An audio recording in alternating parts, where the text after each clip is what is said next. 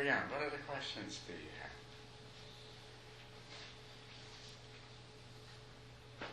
And let's not forget too much about the meditation part of this.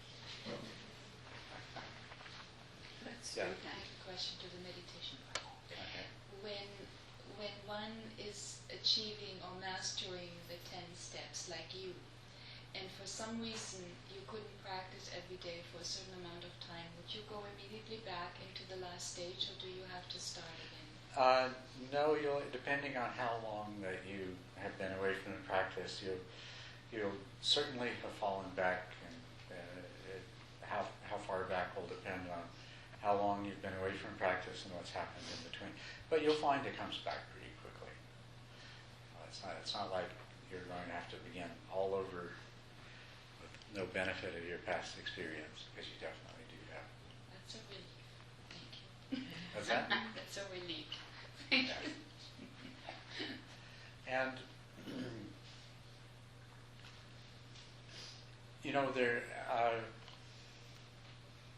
there really isn't, I think, any kind of circumstance where you can't continue to practice mindfulness and to do mindfulness of the breath, in those moments when you're free to do so. And that can go a long way towards overcoming the problems that happen when you don't have a chance to do formal sitting. So, there's so much to be gained by the practice of mindfulness in your daily life anyway. So,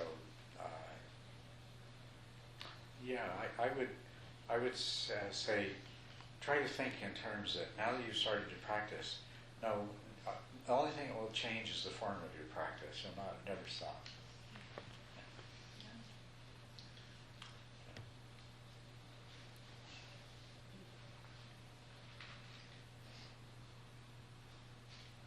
Other questions?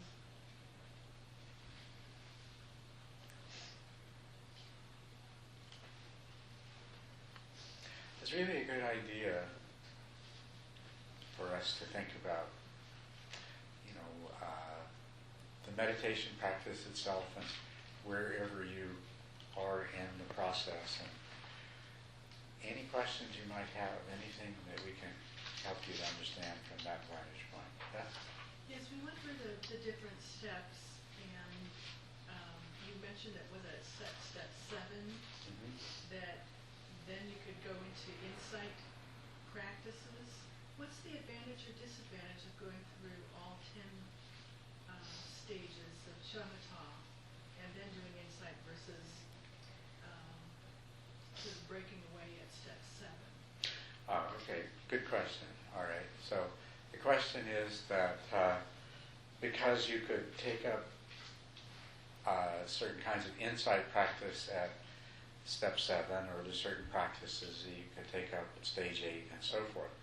What are the advantages of either doing that or continuing with the samatha practice? Well, a lot of it really depends on the individual and what suits their nature, but another factor too is what sort of opportunities present themselves.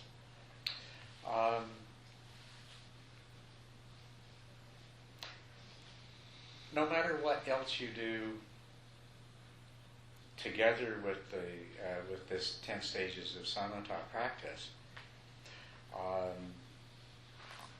it's still a good idea to continue this. And as a matter of fact, you're likely to find that you do continue developing samatha. It's just in the context of another practice. Because as I said the first night, this idea of them being separate practices is more illusion than reality. If we take, for example, the very well-known and popular Vipassana practice in North America that involves noting the rising and fall of the abdomen and noting whatever the mind happens to go to. And that insight practice also progresses through a series of stages. And if we examine the stages of that practice, we find that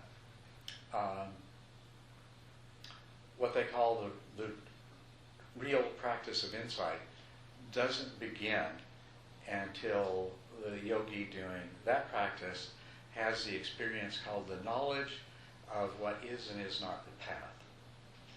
Now, if we look at that practice and say, okay, that's interesting, what is knowledge of what is and is not the path?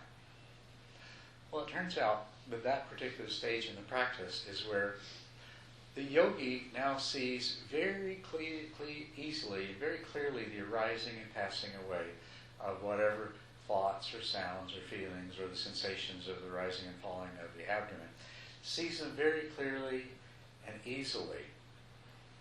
And in the process of seeing them so clearly and easily and meditating on them, often experiences that the body will feel very light and a strong feeling of joy will arise, and they might have an experience of light behind their eyes and so on and so forth. What does that sound like? Okay. That's what happens in the 7th and the 8th stages of this samatha practice. So if you went and did this practice and you practiced according to the teacher's instructions until you reached the stage of purification by way of knowledge of what is and is not the path, what you would have done effectively is arrived at the 7th and 8th stages. Well, really about the 7th stage of that practice. In that particular practice, they discourage the joy. And they cause you to practice in such a way that your mind is moving too quickly for joy to arise. And so you take a little bit of a different journey. But then if we look what happened, the yogi in that path would then go through the stages of what are called the knowledge knowledge of fear, knowledge of terror, knowledge of disgust, knowledge of review and determination and so forth. And then they come to something that's called the knowledge of equanimity towards formation. And if we go and we look at the knowledge of equanimity towards formation, very, very powerful concentration, very, very powerful mindfulness, tranquility and equanimity. And so essentially what's happened is that's the stadium is the 10th stage. So you've arrived at the same place by a different route. So now if we look at these side by side and say, okay, well, should I continue? It depends on your opportunity. Should I continue this or should I take up this practice?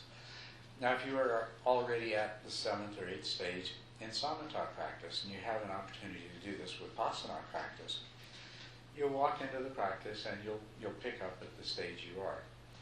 And you'll continue to develop in that way. If you reach the knowledge of equanimity towards formation in that practice, and then you go back to the samatha practice, well, you'll find that you already are pretty adept at 9th and 10th stage samatha practice. So you see, it stops being so much of an either-or question. You're going to end up pretty much the same way, whichever way you go. I'm just trying to figure out why you would want, not to be glib, but why you would want to go through the knowledge of terror and disgust and that if you can take a little sidestep around and not do that particular part of the path. I wish I could give you a really good answer to that. There's starting to be more open communication between practitioners of these different methods. And so maybe at some point that will become clear. What people who practice that method in the path have said in the process of claiming that this was the only true path to enlightenment, and that's what everybody said, that this is the only true path to enlightenment, and they said that they would tell their students that, well, samatha practice is dangerous because you get this joy and this happiness, and you think that's it, and you think you're enlightened because you have this bliss, and you never really become enlightened. Whereas this path is much better and much wiser because you abandon the joy as soon as it arises, and you go ahead and progress to the insight into impermanence and suffering. Yeah.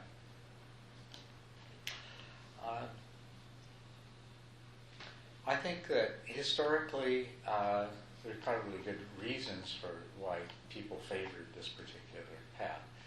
And they will also claim that it is a more rapid path. And I think, considering that very, very few people in the world for many centuries have practiced this stages of meditation, most of the time they haven't. Most of the meditation methods you look at, they throw you into the pool and say, learn to swim. Very rarely, especially in modern times, does anybody use the stages of meditation approach. And so the people that follow the path that involves the fear of the knowledge of fear and terror and disgust and so forth, have said this is a much quicker path, more rapid, faster, more direct. And that may very well be true. If somebody was told, well, first you have to learn samatha, but they weren't given any of this instruction that you've been given this weekend, they could literally spend years and years trying to master samatha first before they started practicing mindfulness, and then somebody with this other method comes along and says, well, hey, you're wasting your life. You might not become enlightened this lifetime. You better switch and do this practice. And they'd be totally right. It would be totally true. So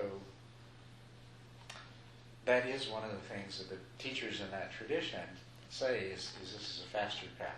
I don't think it's really a faster path compared to the 10 stages, but you don't find people teaching staged meditation very much anywhere in the world anymore.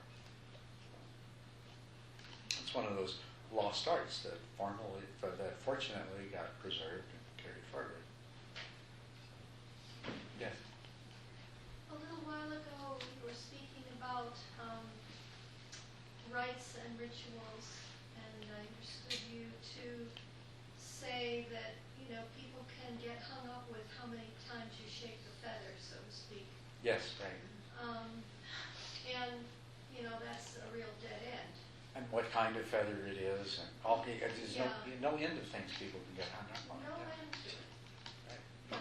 I really am clear about that, but would you speak to the benefits of ceremony, of rituals? I mean, in the right way. How Yes. might Ceremony and ritual, they can be very useful. The right way to use them is recognizing that they have no inherent power of their own. They have no efficacy of their own. But the human mind being what it is, we can make use of ceremonies, rites, and rituals to create desirable mental states and to condition the mind in a very good way. And so it has tremendous value in that regard, as long as you don't misunderstand, and believe. When you have the belief that, and shaking the feather, that's a really good example. Because if I want to put myself in a sacred state of mind, and I do a ritual, either one that I learned or even if I make up one myself, and I do a ritual because it helps bring me into that sacred consciousness, that open consciousness, that place of compassion or whatever. It's a really good positive thing. But if I get hung up on the idea that it has to be done in a particular way, and it won't work if it's not done that way, but it will work if it's done the right way, and both of those are false. It won't necessarily work just because it's done in a particular way. It has much, much more to do with what's happening in the mind of the person that's doing it. And it's absolutely nonsense that it won't work just because you have the wrong kind of feather, or hold it in the wrong hand, or shake it the wrong number of times, or any of these other things. So it's using the nature and characteristics of the human mind And ritual helps. Ritual's really, really wonderful. I'm encouraging people to make a deeper commitment to the practice of the Dharma, and to really make it the primary focus of their lives. And of course, I doubt that any of the people that I'm talking to are going to go to a monastery and take robes. But if you did do that, that is a ceremonial act that is very powerful in shifting your mind from being a person in the world to being a person whose life is totally dedicated to spiritual practice.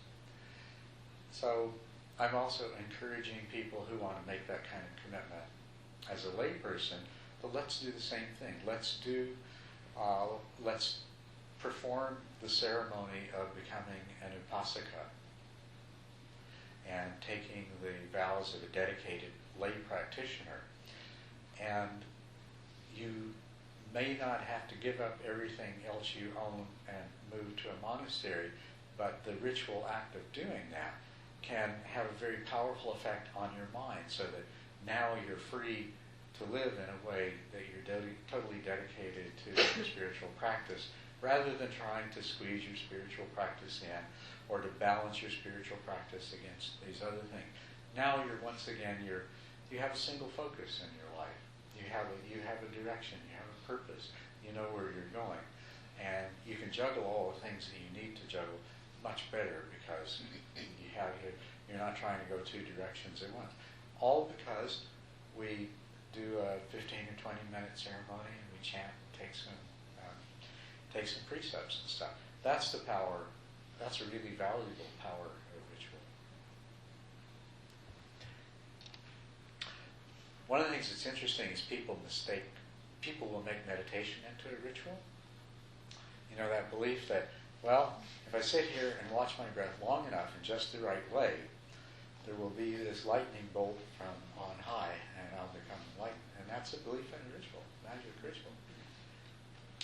Because it's the work that you do consciously in your own mind that produces the result. It's not any of the practices you do. They're only tools and means, and they have absolutely no power in themselves. It's the changes that you make in your mind as a result of using those tools that will certainly produce the result.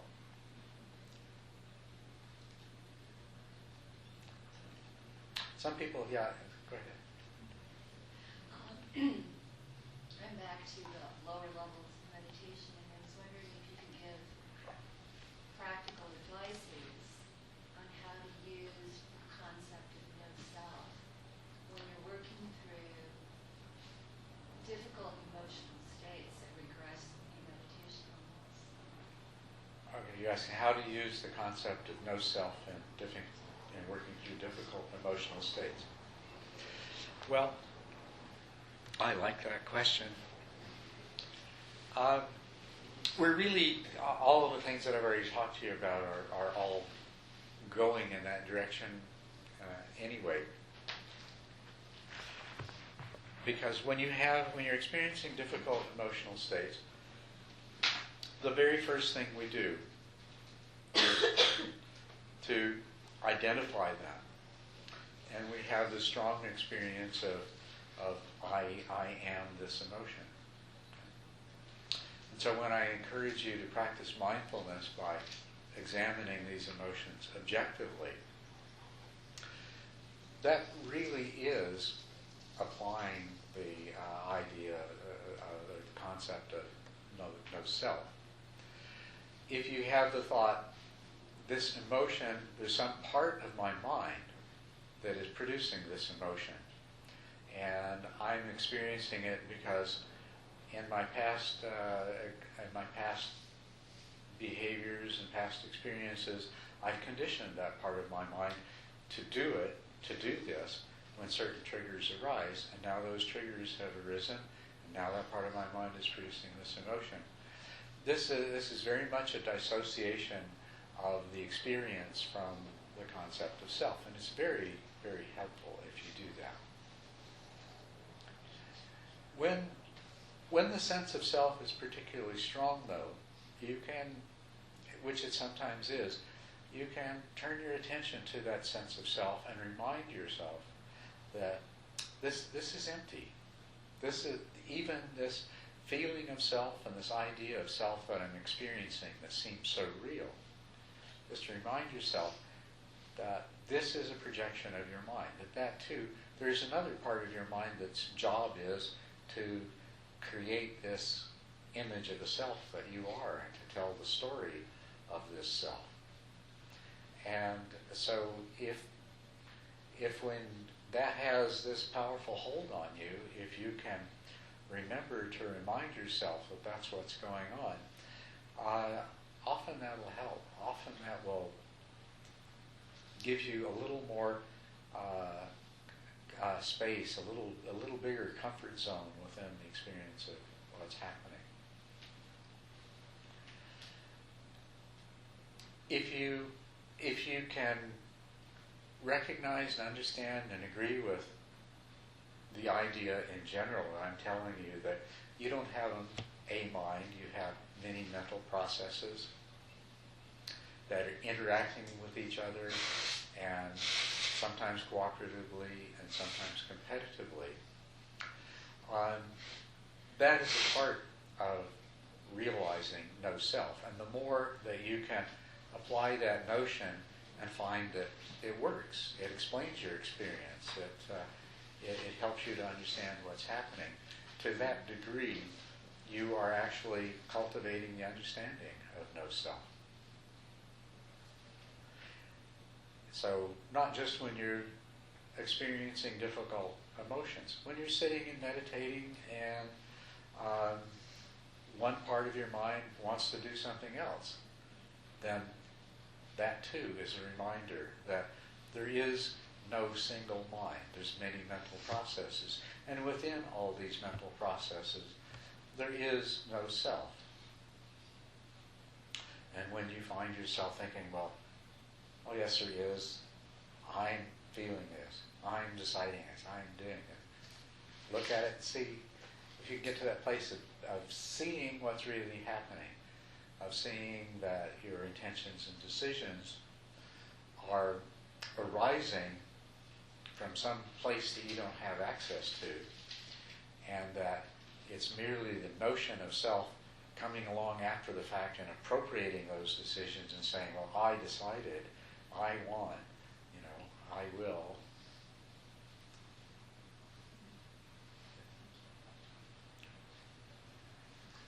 It occurred to me that would be a healthy way to approach doubt too, right? Absolutely, yes, doubt. It's interesting. It's actually easier to realize that fear and anger and strong emotions are not self than it is subtle emotions like restlessness and impatience and things like that. It's the same thing with thoughts. There are other kinds of thoughts that you can recognize. Where's that thought coming from? And you're separate from it and you don't attach to it. The thoughts of doubt and uncertainty they're the ones that can be harder to realize that, well, that's just another one of those thoughts. It's no different than, thinking about what I'm going to have for supper tonight. It's some part of your brain trying to solve the problems of your life. And doubt usually arises because you're encountering some perceived difficulty or resistance, or there's some dissatisfaction present.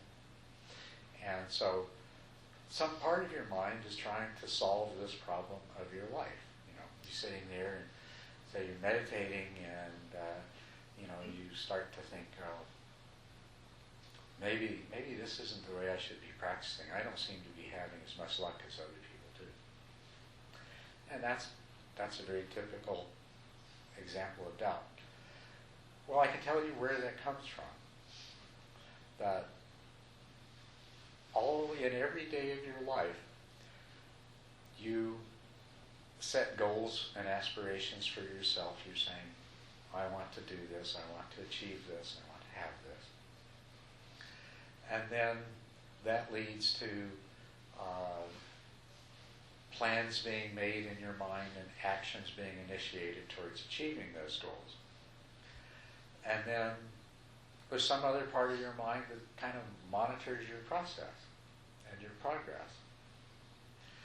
And when it signals that progress is good, then the message goes out to the rest of the system that, whatever we're doing, it's working, it's right, keep on going, and that's really good. But in anything that we do, if that auditor part of the mind looks and says, well, we've been doing this for a while and it doesn't seem to be turning out the way that we thought it would. Some other part of your mind says, oh, things are not working the way we should. Alarm button goes on. Then some other part of your mind, whose job is to solve problems, says, okay, what's the problem? Aha, I see. All right, we want this. We're doing that. Well, maybe we should do something different. It's all completely logical. It's just another thought.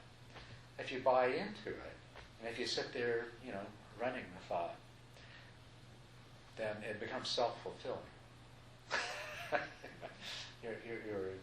It's not going to work. But there is no thought that you can have, doubt or otherwise, that is not just another thought generated by some part of your mind based on some kind of logic of its own, which you may be able to guess or you may not. And likewise, no emotion. So you're absolutely right. Doubt's not self. Doubt's just the mind doing its thing. And most of the time that thing probably is helpful, or at least a lot of the time it's helpful. That's the other thing. All of these things that our minds do, they exist because they can be useful and they can be functional. But as with anything, too much of something can actually have the opposite effect, and in the wrong circumstances, it can produce the wrong result. A person who has too much doubt won't succeed well in the world. They're always paralyzed. They're always changing directions. They're always uncertain. They never quite know what to do. We know people like that. But on the other hand, the most successful people in the world have that same mental faculty that has brought them to question the efficacy of whatever it is they're particularly engaged in. Just in one person, that mechanism was functioning in a way that was beneficial, and the other person, it went overboard and ended up interfering with the process. Likewise, there's some circumstances where it's serving a beneficial purpose, but other circumstances where it's best set aside, shut down. It's not helping. No thought is helpful while you're meditating.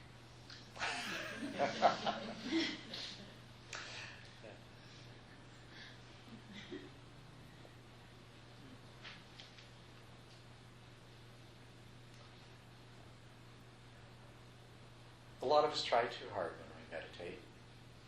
But of course, there's some people that don't try hard enough.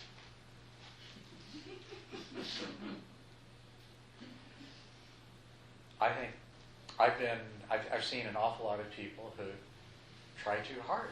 They're high achievers. They set high goals for themselves, and because they set high goals for themselves, they set themselves up to be disappointed. And then, because they try so hard, they get in the way of allowing the meditation process to work. So I do see a lot of people who that's their problem. They try too hard. Less often I see, but I still do encounter those people who they're always looking for the easy way. They're always trying to find, you give them meditation advice and say this is what you should do. And then you see them a couple of weeks later and how's it going? And it's, I was doing what you told me, but then I thought this might work a lot better. So this is what I've been doing since then. Yeah. And they're always trying to find an easier way to do it. Well, there is no easier way to do it because it's about as easy as you can get. If you don't try too hard, it's about as easy as you can get. But you do have to be consistent. You have to be diligent. And if you are, you'll know if you're the kind of person that is always looking for an easier way. And if you are, recognize that. Say, I'm the kind of person that's always looking for an easier way. So I'll be on guard against that, and I'll try to follow the instructions and see how they go, instead of always seeing if I can outsmart the system and find an easier, better way around it.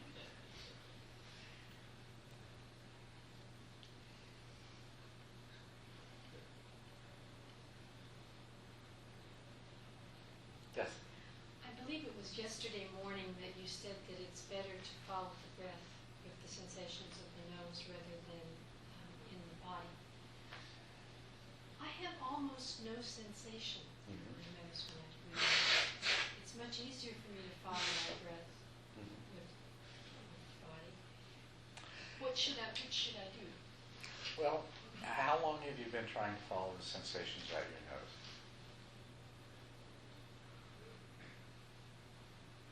Well, I did for quite some time, and then I switched to the body because it was so difficult for me to. Okay, so you've given it a really good try. It's not that you've tried it for a few days. Okay. Well, then there's nothing wrong with using the sensations at the abdomen.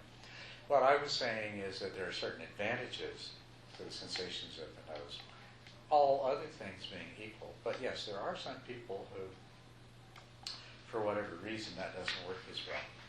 And the sensation of rise and fall of the abdomen is a perfectly good alternative. So go ahead and use the rise and fall of the abdomen. But do the same things. You're trying to mentally mark the point where the sensations of the rise begin and where they end. Notice any pause. Mark when the sensations of the fall begin and where they end. Notice the different qualities of sensations that occur during the rising phase and during the falling phase. So you can do everything else.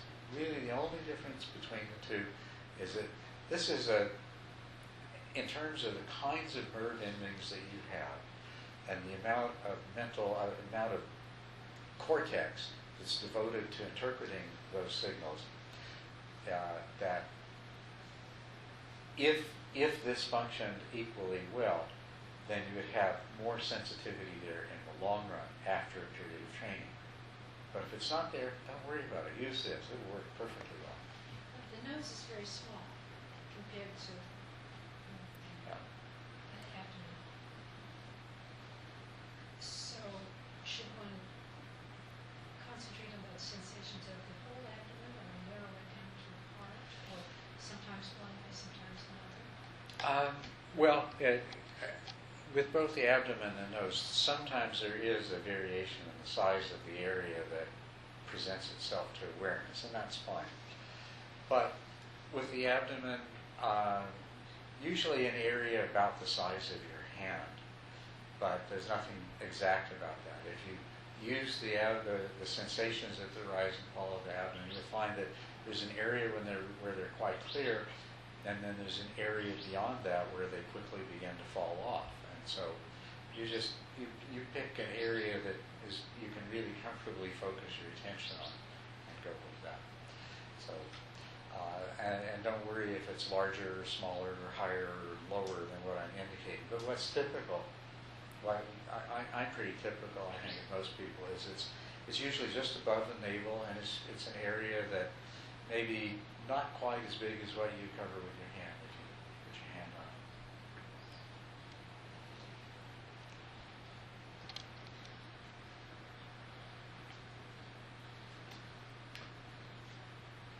Any other questions? Yes.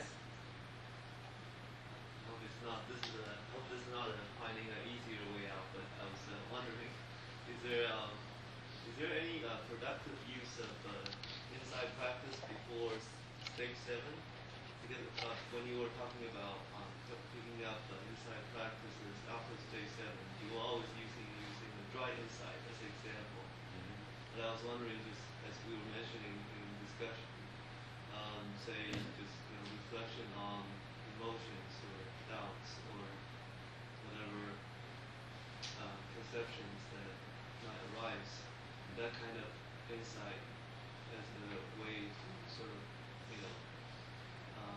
as an aid before stage 7. Is there any kind of use of it, or is that just kind of a waste of time since you didn't have the ability to maintain that kind of insight anyway? Well, the same principles can be applied to all of these different practices. Now, there's so many different insight practices that you need to tell me what you're referring to. Okay, but can you describe the specific practice? Right. Well, something I often do is kind of like questioning certain kind of perception. Why is that for sure? But for example, I will be teaching a class, and I thought, okay, well, that was a good class, but is that really a good class? Or this student could be annoying. Or is that really an annoying student? Or is that perception really as real as it sounds like? It appears to be. And fairly kind of mundane daily reflections type of. So you're talking about doing a meditation where you're actually reflecting on things that happened previously. Yeah, outside of the practice. So it sounds like in your system, I don't quite have a sense for how the daily sort of mundane insight, just about practices or reflections, will fit into the stages. Well, I can explain that, and then we can come back to your original question. I didn't really talk about reflection this weekend, but I think you've heard me talk about it before. Reflection is a practice in itself, and it's something that I would recommend that a person do daily. Then we come, if you're going to reflect, what are you going to reflect on and how? And what you described, this is something that would be a very valid subject for reflection. You're looking at your perceptions and your emotional reactions to events that have occurred since the last time you did this reflection. But reflection is a different practice, and the relationship between reflection and this samatha practice is that the more you do samatha, the more successful your reflection is going to be. Reflection is really, in a sense, that falls into that category of analytical meditations and contemplations, because there's discursive thought taking place, and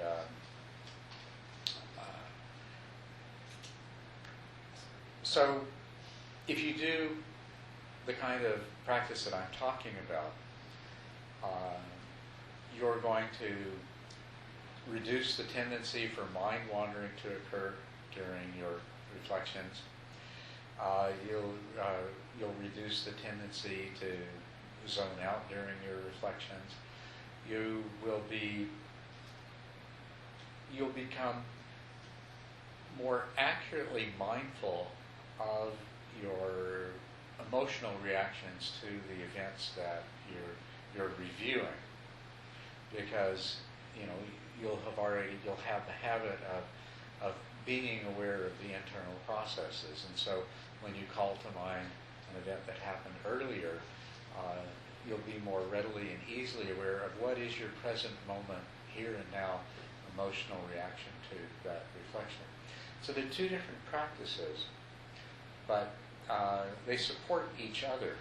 Well, the samatha definitely supports the reflection practice, but the reflection practice will support the samatha too, because if you do reflection, it helps to clear the mind of a lot of the things that the mind might want to turn to when you do the samatha practice. You've had events that take place during the day, you've had emotional reactions to them. To some degree, they're as yet unexamined and unresolved, and you sit down and put your attention on the breath. Well, quite certainly these unresolved things are going to be part of what comes up. So if you do some reflection first, then that helps to clear the mind. So in that way, they support each other. But it's not another way of doing the same thing, and they are two different practices. Is that helpful? With different kinds of practices that people give the label mindfulness or vipassana to. And these are terrible labels because they're not really specific and they encompass way too much. But you can look at them in just simply in terms of whatever the practice is that I'm talking about, how will the correct performance of this practice benefit from the ways that these 10 stages train the mind? And then take advantage of that.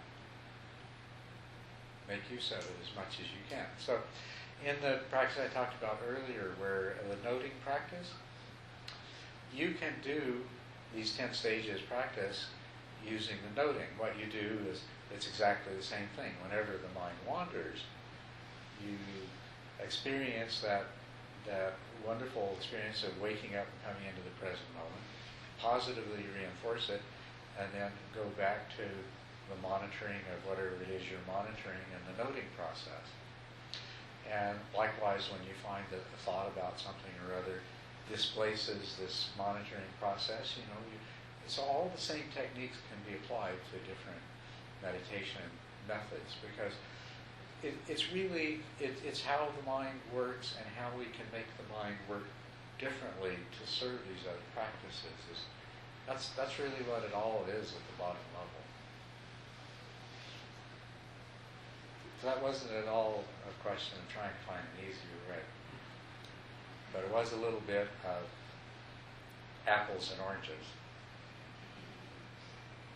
But they do go together as a fruit salad if you do both.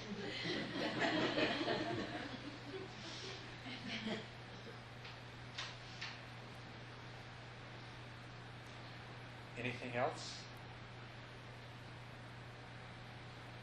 Yes?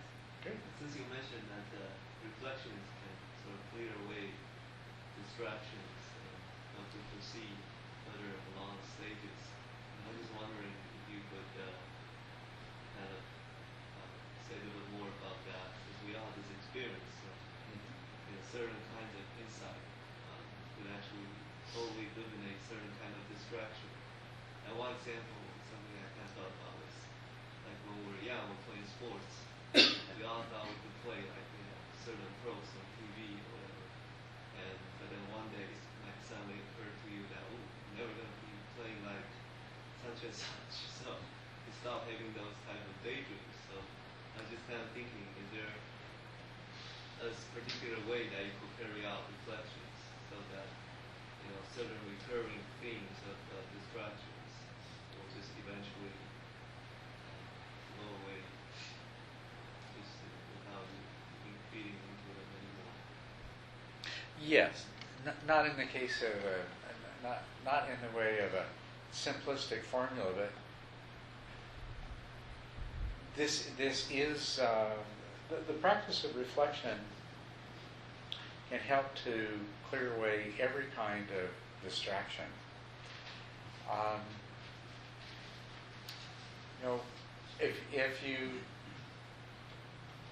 If you look at the kinds of distractions that are coming up in your mind when you meditate, and for a particular person, it might be a particular set of they might tend to worry about things. So there's certain things that they're always worrying about. And this is not only in meditation, this is throughout the day. They're the kind of person that's always worrying, will I get this done in time? What if that doesn't happen? What if? Looking at these different future scenarios and making little plans to solve problems, 90% of which will never arise, right? Or mixed in with that, you might have some anger and irritability may also be a part of that same meditator's personality. And to the degree that it is, not only do they have thoughts about things that have happened during the day that arguments that they've been in or things that they've been irritated about and think should be different and so forth. But this is really occupying their mind on a regular basis all of the time. So when you see that something like that is occupying your attention, not just in meditation, but in the rest of your day, then that would be something that would be really good to change the mind's habit of. And reflection is a tool for changing the mind's habit by allowing you to become mindful of these things. You become mindful of them in reflection first, doing the kind of thing that you were talking about. You remember the occasions upon which these things occurred during the day. If you reflect once a day, that since the last time they occurred, in the last 24 hours.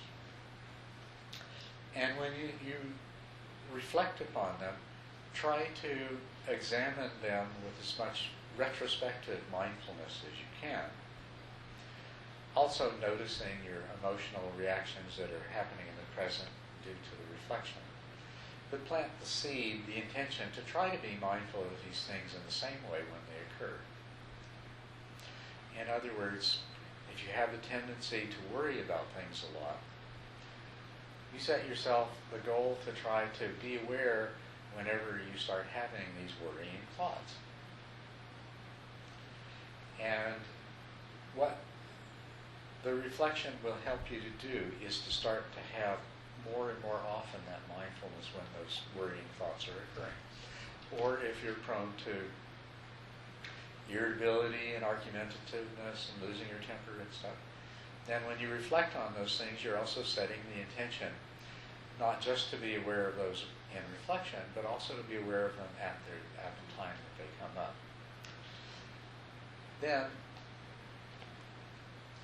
when you succeed in being aware of them at the time, that's when you're going to be able to do the most good work in terms of freeing yourself from these habitual patterns. When you find yourself worrying and you mindfully examine it, then you're going to see the pointlessness of most of the worry. You're going to see that it makes you feel physically and mentally in a way that you neither need nor want to feel. And it's consuming your time and energy, and it's affecting your mental state, and that in turn is having all kinds of other consequences. And similarly, you find the same kinds of things if you examined when your irritability and your argumentativeness, if you examine it at the time it's coming up. And what happens is the recognition, the mindful recognition of these things is what begins to undermine their ongoing occurrence. But even before that happens, the fact that you reflect upon them before you meditate, the fact that you see them in a more objective way, removes from them the energy that would otherwise thrust them into your awareness when you sit down and focus on your meditation object. I mean, they've already been examined and set aside, so they're no longer, waiting on the queue of important things to think about that are going to, as soon as the mind's doing nothing more important than watching the sensations of the breath, then everything on that queue starts bidding for its opportunity to get looked at. So you've already looked at them and set them aside.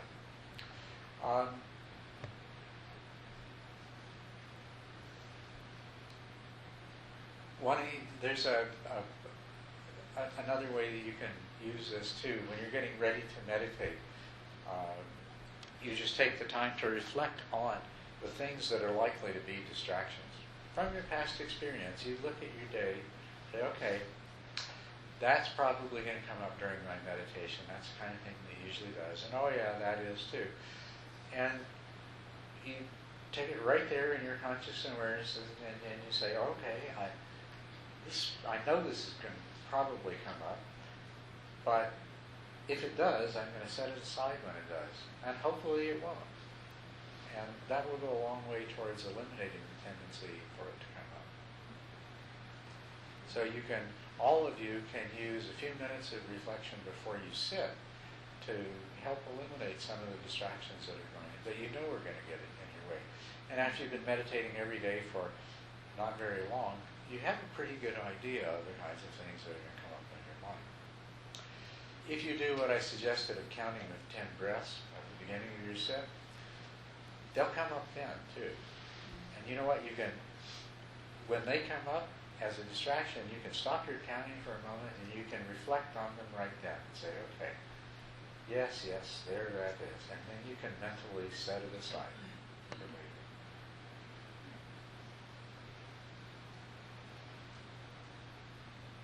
These are all little things that I discovered in my own practice over the years. You know, I'm glad to share them with you, and you'll find your own ways of accomplishing the same thing. Any more questions? Yes. Can you talk real briefly on how things shift in your relationships with other people as we progress along the path? How things shift in your relationships with other people. Well,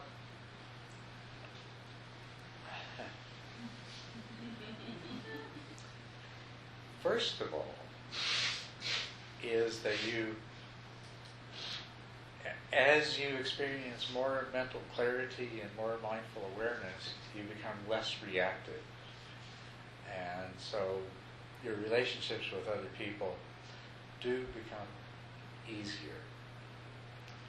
And you're less prone to doing or saying things that disturb the relationships that you're in of necessity. But the other thing that happens, and I don't know if this is what you're referring to or not, when you begin meditating and practicing the Dharma, your interests and priorities change. And you're going to find that a lot of things that you used to have in common with friends and family members and co-workers, you just simply don't have in common with them anymore. You're not really interested in wasting your time talking about those kinds of things or being concerned about those kinds of things. And the result of that is that, well, it can be confusing because after all, these are friends, you know, and you're finding it harder and harder to relate to them the way that you used to. And you don't want, they're friends, you like them, you don't want to hurt their feelings. You don't want to ignore them, but you just no longer have as much in common with them as you did before. The fact is that you're probably going to lose a lot of those friends. They're going to fall away. And if you're aware and really mindful, you can make that falling away as graceful as you can. But it's still going to bother some of them, and it's going to bother you because it bothers them. The other thing that's going to happen is that you're going to find the need to find more of a different kind of friend, more of people who do share the same interests that you have. In other words, Dharma friends. And so you may go through a period before you find those Dharma friends and before you establish the relationships and start spending the time with those, where you're feeling a little bit uncomfortable, maybe a little bit lonely, maybe a bit of alienation. But it is part of the spiritual path. As you lose interest in those really quite unwholesome things that constitute the largest share of worldly preoccupations, you're going to change your social set. And I don't know anything except to be aware of that and try to make it happen as gracefully as possible. But you'll love the end result. Yeah. It seems a little ironic, doesn't it, though, because as we continue our practice, an absolute intrinsic component of that is the compassion piece, and reaching out, and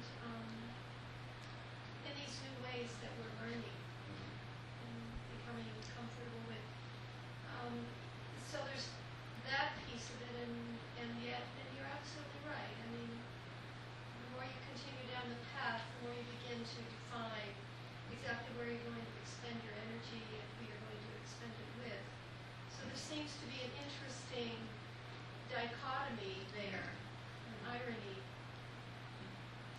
To a degree, yeah, that's true, but you're just one person and you have so little time, and you can't be everything to everyone, and you won't even want to be. You've already found that. But somebody who hasn't come to that place yet, there's some people that you can bring along with you. There's some people that when they start slipping into the habitual, unwholesome ways of relating, gossiping, criticizing, dwelling on things that aren't really wholesome, that you can steer them towards something else, and they'll come with you, and that's wonderful. That's the real exercise of compassion and skillful means, is if you can bring those people with you. But there are those that you're going to find that they immediately sense that you're not into the gossip anymore, and they'll react with a kind of resentment, and you're not going to bring them along. And most likely you're not going to, you're just going to have, that's the kind of situation you're going to have to find the most gentle and graceful way to let that relationship, fall away. But I notice that very much. It's like, it has a really good parallel to other circumstances. When somebody decides to quit drinking, all their friends they used to drink with are offended, and they don't know how to relate to them anymore. And so when somebody quits drinking, they usually have to get a whole new set of friends. And it's the same kind of thing that we go through in our spiritual development, because we want to be, and we need to be, around people who inspire us, and people who share our interests and our ideals and our desire for practice. We need that. That's the kind of companionship we need. And not only do we not need, we don't want, and we feel uncomfortable with those people who keep trying to pull us into unwholesome ways of behaving and speaking and so forth. So we only can do what we can do. And maybe when you become fully awakened, you can go back to some of these other people and do something else. Maybe not. I don't know. Toughest ones are family, because you can't let family fall away. And if you've got brothers or sisters or parents or people like that, and the basis of your past relationship with them is something that you're no longer interested in relating to them in that way, there you're going to have to put some work in. You have more responsibility. You have more. There's more of a basis in love and compassion. So you'll need to work to find a way to resolve the problems there. You can't just let them fade away. Well, I mean, you can, but only in the last resort.